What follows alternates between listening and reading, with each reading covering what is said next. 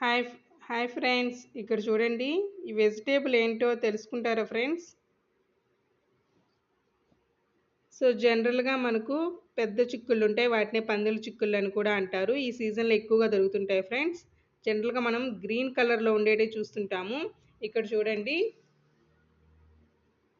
ఇలా ఈ కలర్లో ఉంటాయి ఫ్రెండ్స్, బ్రౌన్ కలర్లో ఉంటాయి. సో వీటిని మనము ఇవి కర్రీ చేసుకుని తినడం వల్ల ఏంటంటే దీంట్లో ఐరన్ కంటెంట్ అనేది ఎక్కువగా ఉంటుందంట ఫ్రెండ్స్.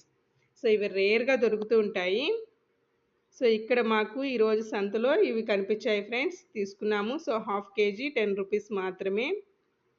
సో ఇప్పుడు సీజన్ కాబట్టి సో ఈ చిక్కుళ్ళు అనేటివి చాలా తక్కువ కాస్ట్లోనే దొరుకుతున్నాయి. సో హాఫ్ కేజీ 10 రూపీస్కే దొరికాయి ఫ్రెండ్స్.